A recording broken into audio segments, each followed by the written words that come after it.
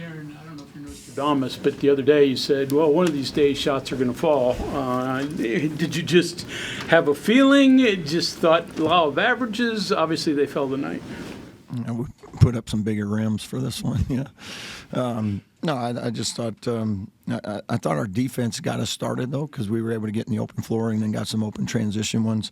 I thought Joe was a big part of that, especially in the first half when Vaughn got going there for a little bit too. But like I said, I was hoping it was a matter of time. We're getting close to that time where it's like we're running out of time. But I thought that's kind of what we envisioned with these guys and these shooters. And I still think there's more there. Getting a couple other guys going down the stretch will be huge for us too. But that makes such a difference for us when we can set our defense after made shots and made threes, especially. And for us to get 11 threes, that's really beneficial for our offense, for anybody's offense. But I thought that was big for us tonight. Along those lines, I can't remember if it was back-to-back possessions, but Sincere got out on a couple fast breaks, and it seemed like that was what kind of woke the team up and kicked off that run. Yeah, because we got off a little bit of it's a clunky start there, 5-0, and then I thought Sincere was really good, was aggressive, attacking the rim, playing in the open floor. I thought he just was great all around tonight. I thought he really impacted the game at both ends of the floor, offensively in that first half, and then the whole game defensively. Does he know at any point? Does anybody tell him he's one off his career high? I don't think so. No. I think he just likes playing defense. I mean, offense is just like an added bonus for him. So, but as well as you played offensively, you still think the defense set the tone for the offense? Yeah, absolutely. I mean, it's you hold them to 40%, 37%, and they made 3 threes. And even a couple of those, one was a bank and one was an end of the shot clock, runner.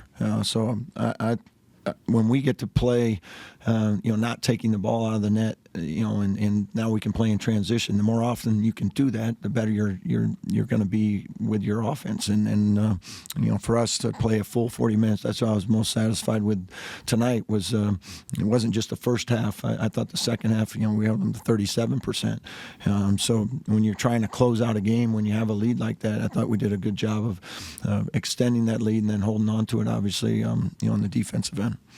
They cut it to 9. It was like 5.5 minutes left, and they didn't have another field goal the rest of the game. So what, just kind of what changed from that point where it seemed like they were coming back?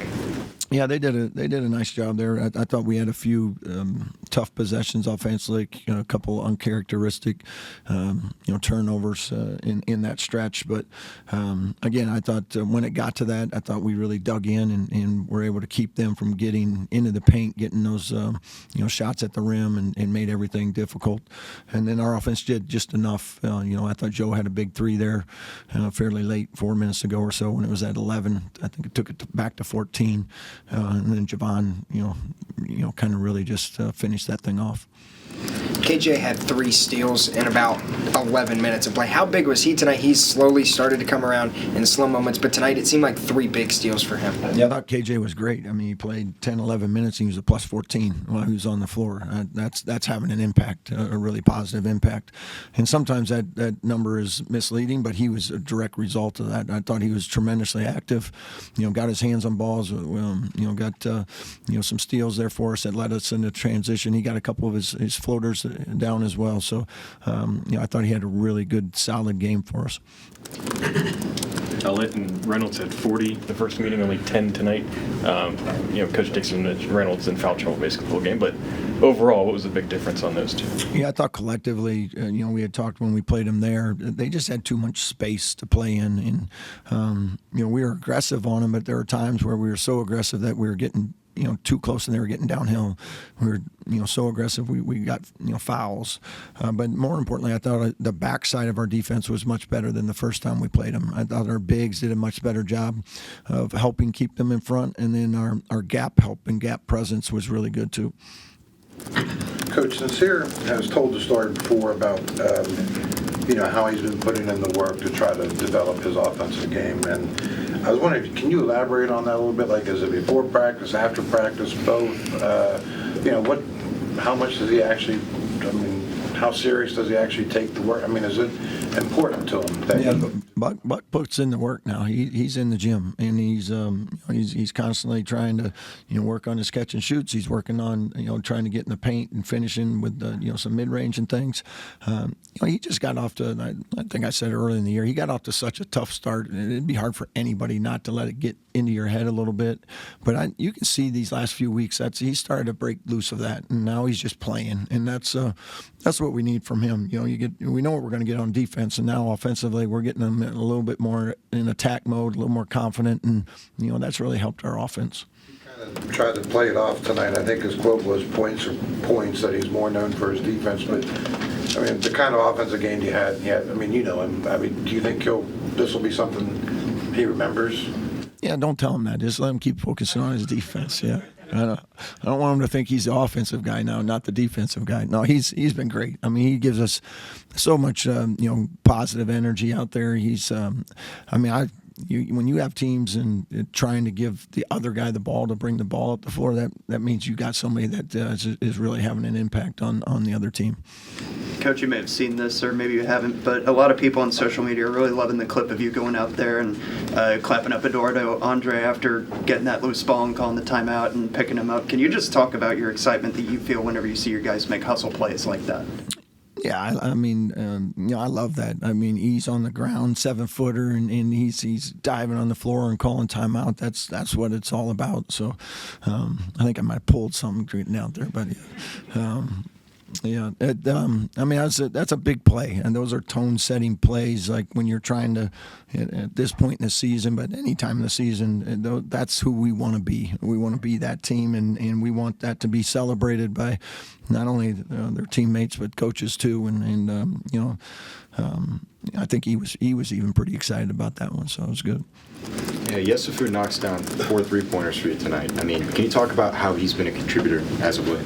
Yeah, he's been great. I can't put an exact date on it, but from that Colorado game on, you can see he's just been more consistent, and he's just healthier, more confident in what he's doing.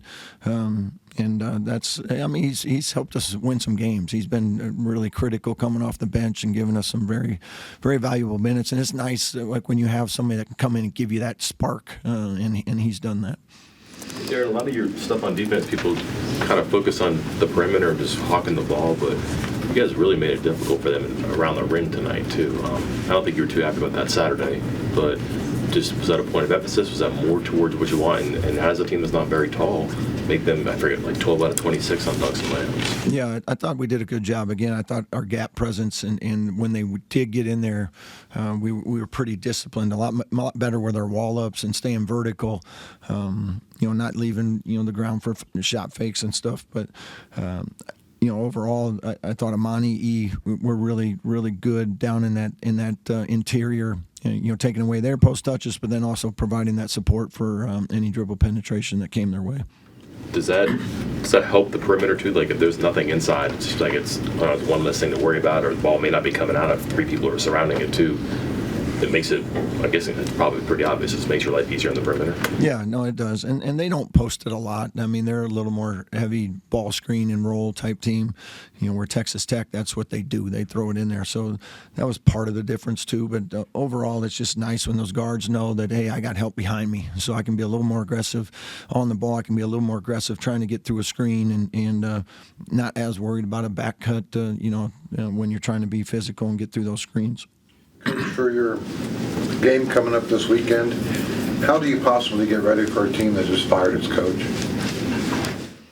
I mean, obviously we'll get ready for BYU first, but then when the Utah game is in front of us, I mean, we're preparing to play Utah, and that's So that'll be when that time comes, it'll be they've still got really good players, got a good team, and we know they'll be ready to play. It's a Big 12 game. You mentioned the confidence of Joseph and Sincere. Do you feel like that confidence is almost contagious on the offensive side of the ball?